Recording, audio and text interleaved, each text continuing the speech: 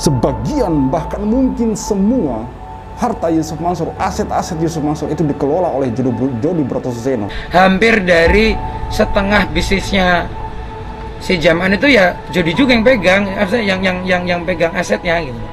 Atau mungkin keseluruhan, saya juga nggak tahu. Tapi gini deh, tadi saya sebutkan di awal kita dialog, Jody itu adalah korunnya Jaman. Bahwa rumah Tafiz bisa rumah Tafiz beralih fungsi menjadi bisnis kuliner yang tentunya pemasukannya sudah jelas kemana. Tentu ke dompet pribadi masing-masing, tidak mungkin ke umat. Saya yakin bagaimana bisa di saat pandemi, di saat warung-warung yang lain tutup, di saat rumah makan yang lain tiarap, ngos-ngosan, kok bisa warung Stick and Stick malah buka cabang.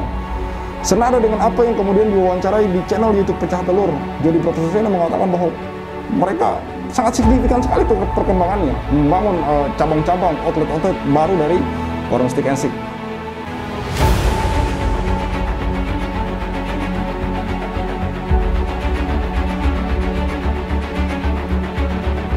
Bismillahirrahmanirrahim. Assalamualaikum warahmatullahi wabarakatuh. Kembali bersama saya Talwalid. Jadi di video yang saya posting kemarin ada yang berkomentar begini. Ini menarik teman-teman. Saya adalah subscriber channel ini dan selalu mengikuti berita-berita yang channel ini posting. Saya mohon beritahukan dan kasih juga dong solusinya para orang-orang yang mereka yang telah ditipu juga, dibodohin si Mansur CS dan keluarganya. Tapi jangan hanya memberitakan saja. Menurut saya si Mansur CS hanya dibuat pansos saja tanpa ada titik temunya. 4 tahun hanya jalan di tempat tanpa ada solusinya. Jadi begini teman-teman, kasus yang bermasalah atau hal-hal yang bermasalah yang bersentuhan dengan Yusuf Mansur itu sebagian sudah masuk di persidangan, dan kurun waktu 4 tahun selama kami channel YouTube Cahaya Islam mulai memposting atau memberitakan tentang Yusuf Mansur, sudah banyak kemudian yang dikembalikan uangnya teman-teman. Kalau teman-teman mengikuti dari awal, saya rasa tidak perlu ada komentar seperti ini, karena ada misalkan Pak Suwarto dan banyak lagi yang lain yang memang sudah dikembalikan uangnya setelah videonya viral gitu. Walaupun kalau dibandingkan dengan kasus yang ada itu tidak seberapa. Tapi menurut kami video-video yang kami upload dan kemudian narasumber-narasumber yang kami hadirkan itu cukup membantu teman-teman. Contohnya untuk sekarang, untuk kasus batubara itu sudah 2 kasus yang masuk di pengadilan. Ada di Pengadilan Negeri Bogor dan juga Jakarta Selatan.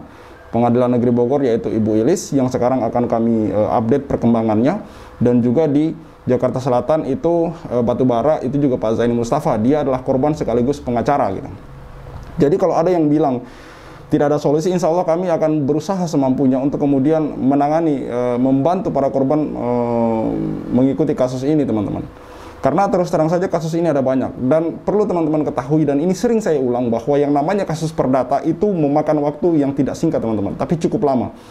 Saya pernah bertanya kepada Pak Zaini Mustafa, berapa sih kira-kira lama dari kasus perdata ini bergulir? Pak Zaini Mustafa mengatakan kurang lebih ya 2-3 tahun rata-rata, karena Pak Zaini Mustafa ini selalu atau sering menangani kasus-kasus perdata gitu, entah sengketa lahan, apalah, utang piutang, seperti itu teman-teman. Jadi kalau masih ada yang berkomentar seperti ini bahwa ini kok kayak gini-gini aja jalan di tempat, apalagi untuk sekarang gitu, maka saya harap bantuan daripada teman-teman untuk kemudian membantu kami dengan men-share video-video yang kami upload, misalkan dari Toibah TV, channel Pak Darso, dari Jia TV, channel Mas Aji, Rumongso Channel, channelnya Ustadz Tabrani, dan juga channel kami gitu, agar kemudian berita-berita yang kami update, informasi-informasi yang kami update itu bisa viral teman-teman. Karena sudah jadi rahasia umum dan sudah sering dijadikan tagline bahwa di negara kita ini no viral no justice teman-teman. Karena memang kita juga tidak 100% menyalahkan pemerintah, banyak kasus yang ditangani di negeri ini gitu. Sekali lagi saya katakan bahwa kita tidak hanya membuat konten yang kami buat ini tidak lebih dan tidak kurang untuk kemudian memberitahukan update perkembangan tentang Yusuf Mansur gitu. Dan sekarang yang sedang kami suarakan adalah boykot bisnis-bisnis Yusuf Mansur, salah satunya warung Stick and Stick, Bebek Selamat, dan yang lain-lain teman-teman. Boykot bagi kami mungkin adalah salah satu cara untuk kemudian membuat Yusuf Mansur ini keluar dari persembunyiannya, keluar dari sarangnya teman-teman, untuk kemudian menemui para korban gitu. Jadi kalau selama Yusuf Mansur tidak punya itikat baik untuk kemudian menemui para korban, mencari solusi dari masalah ini, maka kami akan terus menyuarakan untuk memboikot bisnis-bisnis Yusuf Mansur. Jadi sekali lagi saya katakan bahwa kami tidak hanya sekedar membuat konten, tapi apa yang kami lakukan insya Allah bisa membantu para korban gitu. Karena sampai hari ini sudah ada beberapa korban yang dikembalikan uangnya, dan bukan cuma batu bara. Kemarin-kemarin sudah ada juga yang masih di pengadilan, Hotel City dan segala macam, kasus Hotel City dan segala macam gitu. Dan yang paling menurut saya yang paling signifikan itu adalah ditutupnya Paytrend Asset Management. Saya kira teman-teman tahu bahwa ditutupnya Paytrend Asset Management ini, saya rasa kalau tidak ada media yang terus-menerus memberitakan ini, tidak akan, hanya kemungkinan besar hanya akan dibiarkan begitu saja teman-teman. Karena banyak netizen yang berkomentar, kenapa baru sekarang, kok nggak dari dulu, diceknya segala macam, ini memenuhi persyaratan atau tidak. Maka saya bilang bahwa salah satu cara untuk kita kemudian saling membantu dalam masalah ini, dalam kasus ini adalah teman-teman men-share apa-apa yang kami beritakan gitu, agar kemudian publik makin banyak yang tahu. Baik, kita akan langsung menuju ke video Thaibah TV. Yusuf Mansur nihil bukti di pengadilan. Di Ciputat rumah Tafiz berganti warung stik. Memang banyak sekali teman-teman masalah yang harus kami bahas. Tidak mungkin kemudian semua masalah ini bisa selesai dalam waktu singkat teman-teman. Ada banyak. Paytrend, Umroh Merdeka, Tabung Tanah, Moya Vidi, Hotel City, Batu Bara, belum lagi ini kami sedang menelusuri kasus perumahan Kaisa Al Mansur. Ini kemungkinan besar sangat terkait dengan yang namanya Yusuf Mansur. Belum lagi ini yang paling terbaru, sebuah rumah tahfiz di Ciputat yang mana orang-orang kemudian berwakaf di sana untuk rumah tahfiz, lalu kemudian berganti dengan warung steak and shake. Ini kami sedang telusuri teman-teman, bagaimana keterlibatan Yusuf Mansur di sana. Makanya saya bilang bahwa ini tidak singkat teman-teman. Mohon bantuannya untuk kemudian terus-menerus men-share video-video dari kami, Thaibah TV, Rumongse Channel, Jia TV. Itu channel-channel yang sepengetahuan saya sering mengupdate tentang Yusuf Mansur, dan saya sering mereaction dari video mereka gitu. Jadi saya harap bantuan dari teman-teman untuk kemudian tidak lelah dalam membantu kami untuk perjuangan ini teman-teman. Mari kita simak penuturan Pak Darso Arif dalam video ini. Ini perkembangan tentang di pengadilan teman-teman. Artinya memang sudah ada kasus yang bergulir di pengadilan, tidak hanya sekedar pansos dan membuat konten begitu. Bismillahirrahmanirrahim. Assalamualaikum warahmatullahi wabarakatuh. Kembali dengan saya Darso Arif Bakwama di Thaibah TV pada hari Jumat tanggal 5 Juli 2024. Saya kali ini mau mengabarkan dari Pengadilan Negeri Kota Bogor tentang agenda persidangan gugatan Ibu Ili Siti Rahma terhadap Yusuf Mansur dan beberapa pihak lainnya terkait investasi batubara tahun 2009 lalu di Masjid Darussalam Kota Wisata Cibubur. Hari Kamis tanggal 4 Juli kemarin itu sedianya semua pihak, baik Ibu Ili sebagai penggugat dan Yusuf Mansur dan beberapa pihak sebagai tergugat, melengkapi alat bukti yang mereka punya. Ibu Ili Siti Rahma telah melengkapi alat bukti yang dia punya, yakni sebanyak 35 alat bukti. Kemudian salah satu tergugat itu, yakni Pak Dwi, itu sudah menyampaikan 3 alat bukti yang dia punya. Bagaimana dengan Yusuf Mansur? Ternyata sampai persidangan kemarin Yusuf Mansur dan pengacaranya tidak menampakkan batang hidungnya, juga tidak mengirimkan alat bukti yang mereka punya. Nah begini teman-teman, inilah salah satu hal yang kemudian membuat kasus ini lama. Misalkan nih dari pihak yang digugat tidak datang, diundur lagi, ditunda lagi, karena mereka memang punya hak juga kemudian untuk menghadiri pengadilan. Jadi diberi waktu sampai berapa kali tidak datang baru kemudian dilanjutkan. Ini yang kemudian membuat lama teman-teman. Kalau mau dibilang tidak serius, kami sangat serius gitu, membantu agar masalah ini cepat selesai gitu. Siapa sih yang mau bergulir di kasus yang sama untuk dalam rentang waktu yang tidak singkat teman-teman. Tapi mau bagaimana, memang kita harus mengikuti kasusnya seperti ini gitu. Negara kita ini negara hukum, bukan kemudian asal kita menggunakan segala cara untuk kemudian menyelesaikan masalah, tidak. Makanya kemudian kami hari ini menyuarakan untuk kemudian memboikot warung steak and shake, Bebek Selamat dan yang lain sebagainya yang bersentuhan dengan Yusuf Mansur, karena kami juga sudah jengah dengan kasus ini yang terus-menerus seperti ini saja teman-teman, berputar-putar di sini saja gitu, karena mereka tidak ada kerjasamanya gitu. Satu kasus itu seolah dibuat lama untuk mereka tahu gitu caranya gitu. Mereka tidak hadiri pengadilan lah, apalah, pengacaranya saja yang hadir lah. Jadi sidang itu kebanyakan diundur teman-teman.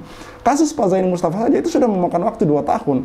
Dan ini baru satu kasus, ini belum lagi Ibu Ilis. Dan masih ada ratusan kasus lainnya yang menunggu untuk antri yang kemudian akan diadvokasi oleh Pak Zaini Mustafa. Jadi saya harap kesabaran dari teman-teman untuk kemudian untuk terus-menerus mengikuti kasus ini, perkembangan kasus ini. Jangan lagi kemudian ada komentar bahwa kita hanya pansus dan segala macam. Bagaimana ceritanya teman-teman? Sementara kasus-kasus ini perlahan-lahan kemudian menunjukkan progres yang menurut saya signifikan gitu. Belum lagi ada korban-korban yang memang langsung dikembalikan uangnya oleh Yusuf Mansur. Saya rasa saya pernah kemudian mengatakan ini di konten sebelumnya. Apalagi pas kami mengupdate wawancara Pak Darso Arif dengan Pak Suwarto, di mana belum lama setelah wawancara video itu kami up ke media sosial, tidak lama kemudian Pak Suwarto ini dihubungi oleh Yusuf Mansur. Mereka video call. Mereka saling berbalas pesan dan kemudian uang Pak Suwarto kurang lebih 10 juta itu dikembalikan, teman-teman. Ini yang kemudian kadang teman-teman luput, tidak melihat karena kurangnya share ketika kami mengupdate tentang perkembangan berita yang kami lakukan gitu. Bagaimana kemudian Pak Suwarto dikembalikan uangnya, kadang mungkin teman-teman tidak melihat, lalu kemudian lantas membuat tulisan bahwa kami hanya membuat konten saja. Tentu tuduhan ini tidak mendasar, teman-teman. Artinya selama persidangan ini Yusuf Mansur tidak menyampaikan satupun alat bukti yang dia miliki. Dan pada persidangan yang akan datang itu giliran Ibu Ilis yang menghadirkan saksi-saksi. Apakah Yusuf Mansur akan menghadirkan saksi, nanti kita lihat pada persidangan-persidangan yang akan datang. Bagaimana jalan dan hasil persidangan kemarin, nanti saya lampirkan video perbincangan saya dengan Zaini Mustafa dan Sudaryanto yang saya rekam sesaat setelah berlangsungnya sidang pada hari Kamis 4 Juli. Saudara-saudara, pada bagian lain kali ini saya mau mengabarkan soal warung Stick and Shake yang berada di seberang kampus UIN Syarif Hidayatullah Jakarta. Bermula dari laporan yang disampaikan oleh Ustadz Tabrani dalam Rumongso Channel bahwa ada rumah tahfidz Darul Quran yang berubah menjadi warung Stick and Shake di Ciputat, tepatnya di depan kampus UIN Syarif Hidayatullah Jakarta. Hari Jumat ini tanggal 5 Juli 2024 lepas sholat asar, saya menjambangi warung Stick and Shake dimaksud. Di situ semua orang situ mengatakan bahwa warung Stick and Shake itu baru beroperasi sekitar 2 tahun terakhir. Kalau kita bertanya kepada masyarakat sekitar situ, di ruko-ruko baik di kiri maupun kanan, dari warung Padang yang ada sampai ke rumah sakit Syarif Hidayatullah dan masjid, semua penghuni ruko di situ membenarkan bahwa sebelum warung Stick and Shake itu berdiri, awalnya adalah sebuah rumah tahfidz yang dimiliki oleh Yusuf Mansur. Selain kepada orang-orang di ruko-ruko itu, saya juga mendatangi ketua RT setempat. Sayang Pak RT-nya tidak berada di tempat dan saya bertemu dengan istrinya dan salah satu keluarga dari ketua RW setempat, Ibu RD, yang mengaku bahwa dia ditugasi oleh ketua RW di situ menjadi koordinator dari ruko-ruko yang ada. Ibu RD kemudian mengakui bahwa rumah tahfidz milik Yusuf Mansur itu sudah 2 tahun terakhir ini tutup, yang kemudian berganti menjadi warung Stick and Shake. Kalau kita bertanya kepada mereka siapa pemilik warung Stick and Shake itu, mereka mengakui bahwa itu milik orang Jogja. Mungkin maksud mereka adalah Jody Brotoseno. Tapi keterangan dari Ibu RT dan Ibu RD, mereka mengatakan bahwa warung Stick and Shake itu menyewa lahan itu kepada Yusuf Mansur. Jadi Yusuf Mansur adalah pemilik lahan itu yang kemudian disewa oleh warung Stick and Shake. Ini kita konfirmasi dengan statement Iqbal yang berada di video-video saya. Juga ada beberapa pengusaha kuliner di Jogja membenarkan bahwa memang sebagian besar warung Stick and Shake itu milik Yusuf Mansur. Ditambah lagi dengan surat saya kepada PT Warung Stick Indonesia yang belum terjawab sampai saat ini. Ini menarik, teman-teman. Ini menarik. Jadi statement Pak Iqbal dengan terang dan jelas mengatakan bahwa sebagian bahkan mungkin semua harta Yusuf Mansur, aset-aset Yusuf Mansur itu dikelola oleh Jody Brotoseno. Hampir dari setengah bisnisnya si Jaman itu ya Jody juga yang pegang, yang pegang asetnya gitu loh.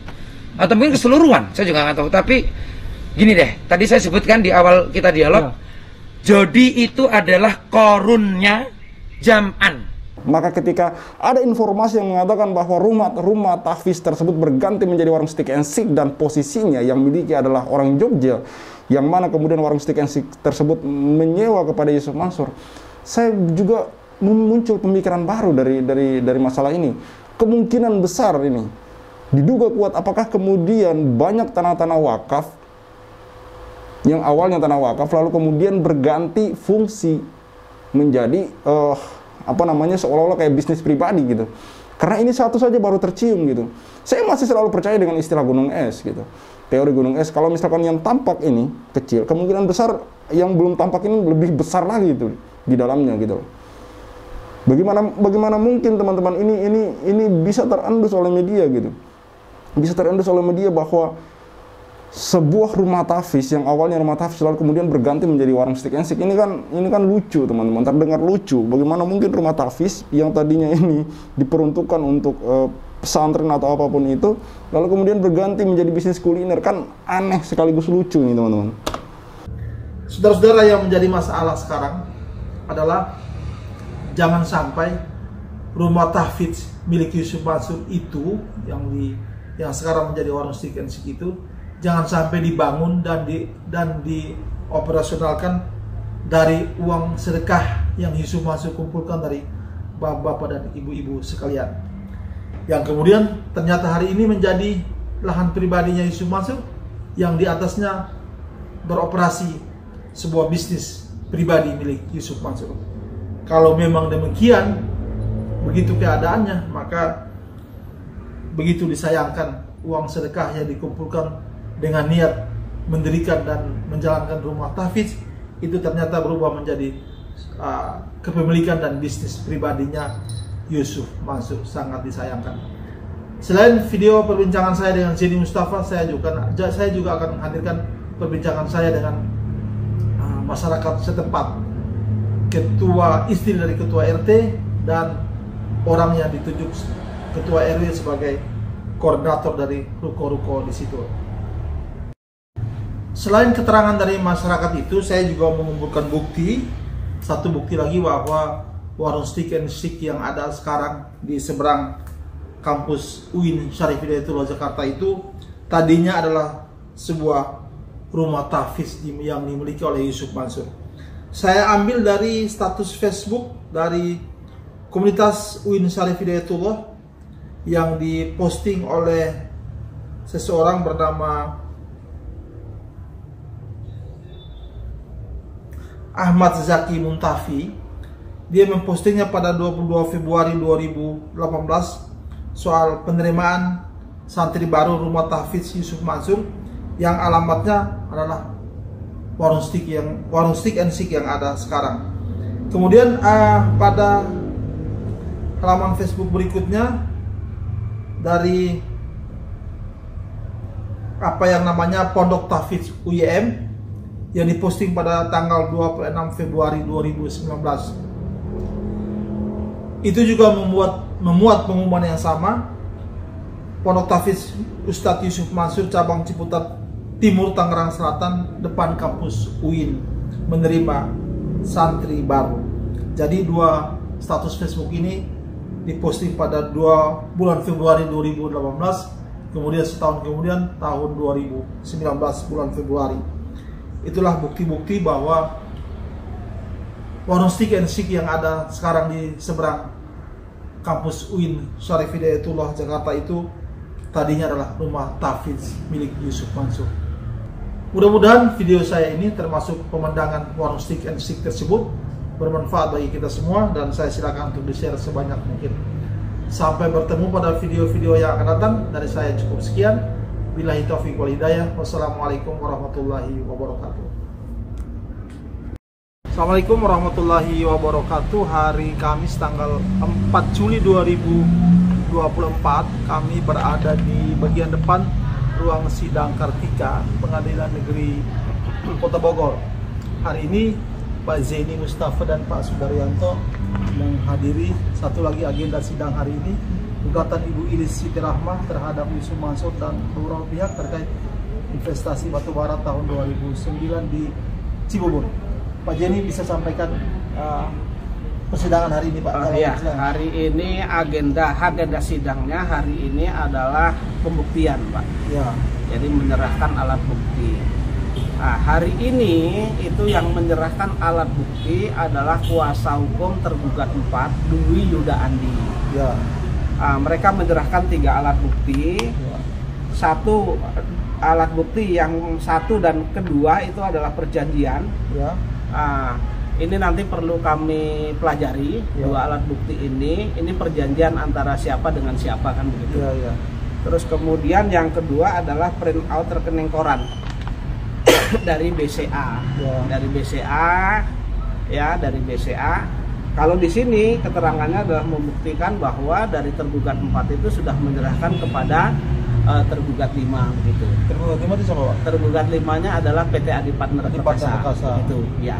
Pak, tergugat lain Yusuf Mansur dan lain-lain itu sampaikan alat bukti mereka nggak, Pak? Kemudian tergugat lain-lainnya, ya, tergugat lainnya satu, misalnya tergugat 1 BMT Darussalam, ya. Kemudian tergugat 2-nya Yusuf Mansur, ya. Kemudian tergugat 3-nya Adiansah, kemudian tergugat 5-nya PT Adi Partner Perkasa, kemudian turut tergugat itu Darul Quran. Ya. Yang saya sebutkan tadi adalah sama sekali tidak menyerahkan alat bukti, Ya. dan bahkan datang dalam persidangan pun tidak, ya. Ya. Kalau awal-awal persidangan memang kuasa hukum Yusuf Mansur datang, tetapi setelah jawab jinawab mereka sudah tidak datang lagi, dan hakim menganggap bahwa mereka sudah karena mereka sudah dipanggil secara layak, ya. Bahkan ada yang dipanggil melalui panggilan umum melalui koran. Kalau mereka sudah tidak datang lagi, dianggap mereka sudah tidak mempergunakan haknya, dan proses persidangan tetap berjalan tidak terhalang, begitu, Pak Darso. Berarti ya. Sampai dengan persidangan yang kesekian itu Yusuf Mansur sama sekali tidak menyerahkan alat bukti, ya, sama sekali tidak menyerahkan alat bukti. Kemudian sidang nanti dilanjutkan 1 minggu ke depan, ya. Hari Kamis tanggal 11 Juli 2024 itu agendanya atau acaranya nanti adalah bukti saksi daripada Bu Ilis Siti Rahmah. Ya. Rencana siapa yang Pak Zaini ajukan sebagai saksi? Saya mengajukan seminim-minimnya itu 6 orang. Ya. Dari 6 orang ini nanti siapa yang bisa duluan saya ajukan. Oh, gitu. Nanti setelah saksi-saksi dari pihak penggugat baru saksi dari tergugat. Kalau misalnya tergugat 4 mengajukan saksi, kan begitu. Ya, Pak. Kalau ya. Ini kan Yusuf Mansur tidak ajukan barang bukti, Pak. Ya. Alat bukti. Tapi kalau dia ajukan saksi bagaimana, Pak? Ya nggak apa-apa. Nggak apa-apa, ya. Ya kan boleh, ya. Ya kan kan bukti itu bisa bukti tertulis, bisa bukti saksi. Ya, ya. Ya kan? Begitu. Jadi nggak masalah kalau mereka kan mengajukan saksi, nggak masalah. Oh, gitu, ya. Ya. Berarti agenda sidang berikut tanggal. Tapi apa iya Yusuf Mansur bukti tertulis saja tidak mengajukan, apalagi saksi? Iya, iya. Dan sampai beberapa minggu ini kan mereka tidak datang. Artinya tidak ada itikat baik untuk menyelesaikan permasalahan ini, kan begitu? Iya. Atau menganggap pengadilan ini recehan, tidak mempunyai kekuatan hukum, kan begitu? Oh, iya. Tapi sebagai warga negara yang bagus, sebagai ustadz yang bagus, sebagai orang yang bermoral, tentu kalau memang ada panggilan dari pengadilan seharusnya datang. Ya, kalau masih mempunyai moral bagus, ya. etikat bagus, kan begitu. Ya. Orang yang taat hukum. Orang yang taat hukum. Ya. Ya. Atau ya sesuai lah dengan predikat yang disandangkan oleh pemuja-pemuja Yusuf Mansur, bahwa dia ustadz, dia kiai, dia ulama dan lain sebagainya. Ya, gentleman untuk hadir di pengadilan, gitu ya, Pak. Baik, iya betul, seperti itu. Ya, jadi pada persidangan yang berikut tanggal 11 nanti saya juga berkabar di sini. Kita lihat saksi-saksi siapa saja yang dihadirkan Pak Zaini. Nanti saya berkabar di sini sampai kira-kira Yusuf Mansur menghadirkan saksi atau tidak. Kita bertemu pada video yang akan datang, laporan saya dari Pengadilan Negeri Kota Bogor. Terima kasih banyak Pak Zaini, Pak Sudar. Yap, itu. Dari pihak Yusuf Mansur memang seperti ini gitu. Tidak menghadiri persidangan lah, segala macam, bla bla, banyak kali alasan, tapi tidak ada itikat baik untuk bekerja sama menyelesaikan masalah ini gitu. Dia adalah contoh, menurut saya contoh public figure yang buruk gitu. Yusuf Mansur ini adalah contoh public figure yang buruk, menghadiri persidangan saja tidak gitu teman-teman. Maka kami suarakan untuk kemudian memboikot bisnis-bisnis yang bersentuhan dengan dia, yaitu warung Stick and Stick dan juga Bebek Selamat. Karena bagi saya ini salah satu cara untuk kemudian memberi sanksi kepada dia, kepada Yusuf Mansur, sanksi sosial, sanksi dari kita masyarakat, dari netizen gitu. Lambungkan hashtag boykot warung Stick and Stick, lambungkan hashtag boykot warung Stick and Stick, Twitter, Facebook, YouTube, Instagram, dan lain sebagainya, TikTok. Lambungkan hashtag boykot warung Stick and Stick. Ini adalah hukum sanksi dari kita, netizen, masyarakat Indonesia, teman-teman. Karena, teman-teman, jangankan kemudian untuk menemui para korban, datang di pengadilan saja tidak. Bagaimana ceritanya masalah ini bisa cepat selesai? Menghadiri persidangan saja tidak, gitu. Maka kemudian ini akan terus-menerus memakan waktu yang sangat lama. Jadi, teman-teman berharap agar kasus ini cepat selesai. Jangan harap. Karena dari pihak sana, dari pihak Yusuf Mansur, tidak punya itikat baik untuk kemudian membuat masalah ini cepat selesai. Seolah-olah mereka mengundur-mundur. Sudah banyak korban yang meninggal, teman-teman. Sudah ada beberapa korban yang meninggal. Sampai mereka meninggal, masalah yang mereka tuntut belum selesai, teman-teman. Hak yang mereka minta belum sampai ke tangan mereka. Nauzubillah min zalik, sampai jumpa di pengadilan akhirat gitu. Tapi ini kami tetap optimis untuk kemudian bisa, paling tidak ini kita lihat dulu kasus Ibu Ilis dan Pak Zaini Mustafa bagaimana progresnya, apakah kemudian tuntutan mereka diamini oleh hakim, diketuk palu oleh hakim atau bagaimana. Karena kemarin Pak Zaini Mustafa menang di Pengadilan Jakarta Selatan, lalu kemudian pihak Yusuf Mansur BMT mengajukan banding, lalu kemudian sekarang sampai ke tingkat kasasi. Memang ini memakan waktu yang tidak cepat, teman-teman. Mari kita lanjutkan. Ini Pak Darso Arif menelusuri seperti yang saya bilang tadi, bahwa sebuah rumah tahfiz yang kemudian beralih fungsi menjadi warung Stick and Stick. Bagaimana ceritanya sampai kemudian rumah tahfiz yang tadinya pesantren beralih menjadi bisnis kuliner?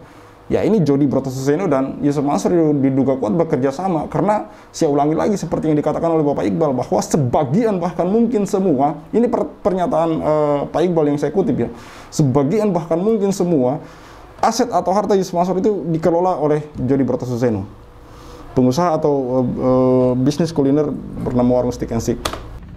Hari Jumat tanggal 5 Juli 2024 saya di seberang Universitas Islam Negeri Syarif Hidayatullah Jakarta, tepat di seberangnya warung Stick and Stick. Dulu di sini ada rumah tahfiz Yusuf Mansur. Menurut keterangan Ibu RT, dulu memang Yusuf Mansur punya rumah tahfiz di sini. Kemudian hari ini, menurut mereka, warung Stick and Stick menyewa lahan ini kepada Yusuf Mansur. Harga ruko di sini, menurut orang-orang di sini, diantaranya Ibu RT, bahwa satu ruko di sini harga sewanya 100 juta lebih, dan untuk warung Stick di sini harga sewanya lebih dari itu. Inilah yang oleh Ustadz Tabrani mengatakan bahwa rumah tahfiz di sini sudah berubah menjadi warung Stick and Stick.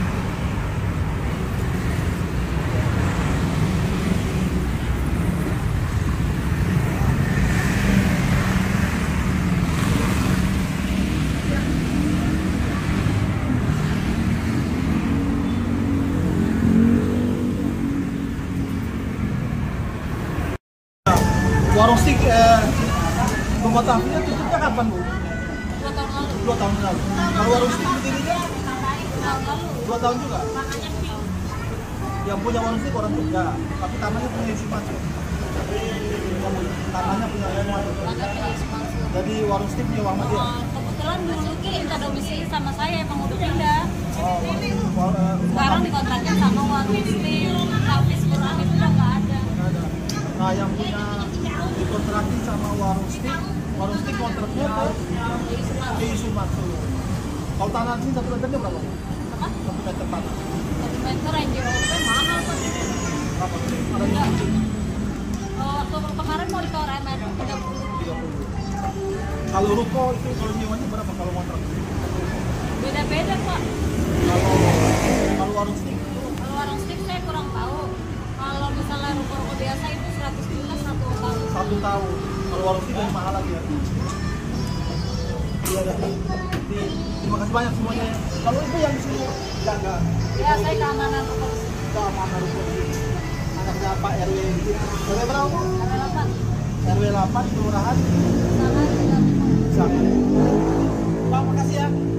Itu yang diwawancara oleh Pak Darso mengatakan bahwa disewa dan pemilik dari warung steak and steak yang menyewa lahan ini ke Yusuf Mansur adalah orang Jogja. Yang kami duga itu adalah Jody Broto Suseno. Siapa lagi gitu, warung steak and steak dan orang Jogja gitu. Dan di sini yang menyewakan adalah Yusuf Mansur. Padahal menurut ibu ini yang diwawancara oleh Pak Darso 2 tahun yang lalu, bangunan tersebut adalah rumah tahfiz. Maka saya bilang diduga kuat kemungkinan besar yang lain juga tanah-tanah wakaf, bangunan wakaf yang lain juga kemungkinan ini beralih fungsi. Karena ini satu saja sudah kelihatan bahwa rumah tahfiz bisa rumah tahfiz beralih fungsi menjadi bisnis kuliner yang tentunya pemasukannya sudah jelas kemana. Tentu ke dompet pribadi masing-masing, tidak mungkin ke umat, saya yakin. Kemungkinan besar ini tidak mungkin ke umat, karena ini bisnis warung steak and steak memang bisnis apa? Bisnis pribadi kan. Dan benar seperti apa yang dikatakan oleh Pak Iqbal bahwa bagaimana bisa di saat pandemi, di saat warung-warung yang lain tutup, di saat rumah makan yang lain tiarap, ngos-ngosan, kok bisa warung steak and steak malah buka cabang.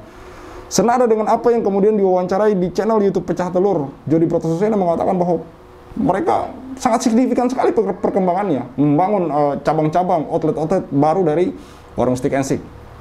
Ini satu keanehan menurut Pak Iqbal sebagai bisnismen. Bagaimana mungkin sebuah bisnis kuliner bisa berkembang pesat sepesat itu gitu. Kalau ditilik dari penghasilan sebuah warung makan bernama Steak and Steak ini sangat tidak masuk akal menurut Bapak Iqbal. Baik, cukup sekian dari saya. Saya Al Walid, tetap optimis dan tetap boikot warung Steak and Steak. See you on the next videos.